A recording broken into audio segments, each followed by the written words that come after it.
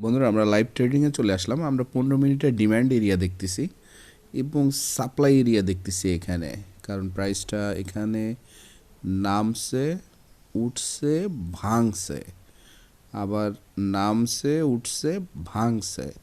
তাহলে bullish candle last ছিল এটা।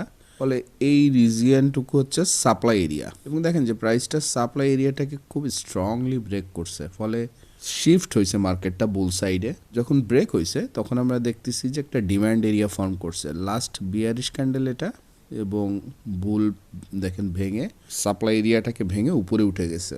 তো আমরা বলতে পারি this is a demand area. এবার আমরা যখন 15 মিনিটে এটা কনফার্ম করলাম, আমরা চলে যাব 5 মিনিটে। 5 মিনিটে এসে আমরা দেখতেছি যে প্রাইসটা ইন্টারনালি দেখেন যে যখন ভাঙছে আবার কারেক্ট করছে, করে আবার তার হাইটাকে, প্রিভিয়াস হাইটাকে ভেঙে ফেলছে। তাহলে এটা একটা এই যে বিয়ারিশ ক্যান্ডেলটা, তারপরে আবার বুলিশ, এই বিয়ারিশের বডির ক্লোজিং এবং বডি ওপেন, এক্ষেত্রে বডি ওপেন এবং এইখান থেকে লো পর্যন্ত আমরা যদি দেখি ওই ক্যান্ডেলটাকে, দেখেন যে ওই ক্যান্ডেলটা লোটা দেখেন যে বেশ খানিকটা নিচে।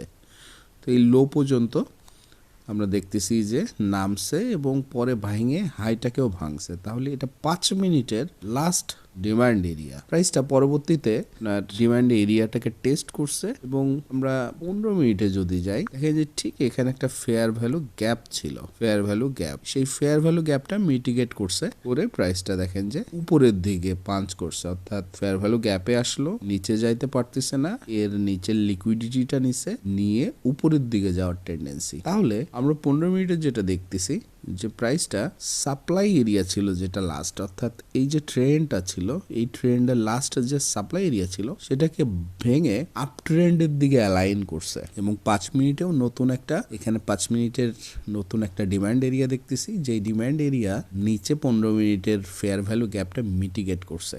এবার আমরা 1 মিনিটে সাপোর্ট রেজিস্ট্যান্স দিয়ে ট্রেড, চলুন কিভাবে ট্রেড করব আমরা সে বিষয়টা দেখি। আমরা যখন 1 মিনিটে চলে আসলাম, 1 মিনিটে আমরা দেখতেছি যে 15 মিনিটে ফেয়ার ভ্যালু গ্যাপে এসে প্রাইসটা উঠে গেল।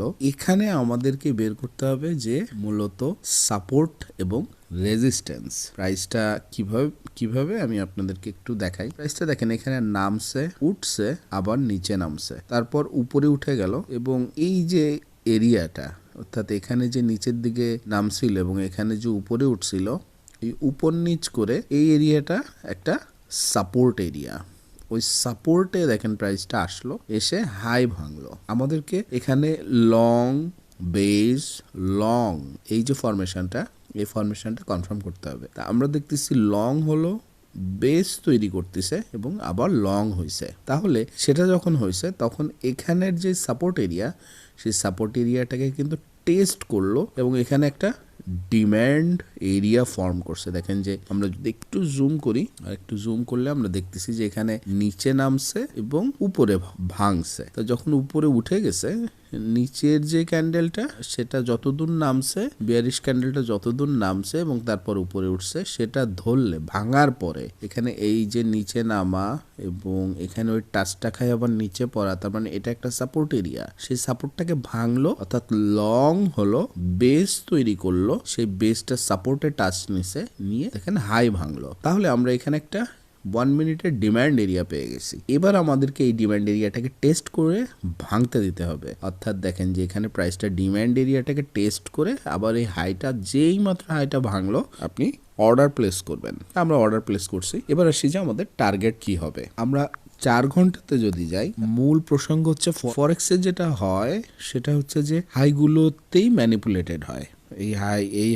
এই হাই তো আমাদের নিয়ারেস্ট যে হাইটা আছে, এই হাইটা পর্যন্ত হচ্ছে আমাদের সব থেকে রিজনেবল এরিয়া। তো আমরা ওই হাইটা আপাতত দিয়ে রাখছি টার্গেট হিসেবে।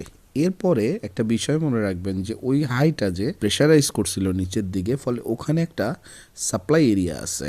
ওই সাপ্লাই এরিয়ার যে সিলিংটা, ওই সিলিংটা হচ্ছে একেবারেই নিখুঁত টার্গেট। কারণ ওখানে যে যদি আবার পুনরায় সেল অর্ডার পায় তাহলে কিন্তু আবার ওই হাইটা নাও নিতে পারে। আমাদের ওই সাপোর্টটাকে নিয়েই ওখানে সাপ্লাই এরিয়াতে যে সেলারদের সাপোর্ট পেয়ে আবার কিন্তু প্রাইসটা নিচে পড়ে যেতে পারে। তা এটা বোঝার জন্য আমাদেরকে 5 মিনিটে চলে যেতে হবে। আমরা 5 মিনিটে যখন আসলাম আমরা দেখছি 5 মিনিটের যে 1 মিনিটে যাব খুব স্টিফলি পড়ছে, কারণ আমরা 1 মিনিটে আসলাম। দেখেন যে 1 মিনিটে এই যে আপনার লাস্ট বুলিশ প্রেসার এবং তারপর ভাঙে নিচে পড়ছে, ফলে এই যে এরিয়াটা এটা হচ্ছে সাপ্লাই এরিয়া। এই সাপ্লাই এরিয়াটা হচ্ছে আমাদের টার্গেট এরিয়া। আমরা অ্যাটলিস্ট এই এরিয়া পর্যন্ত প্রাইসটা যাবে এটা আশা করতে পারি, এবং এখানে যখন যাবে আমরা ক্লোজ করে দিব।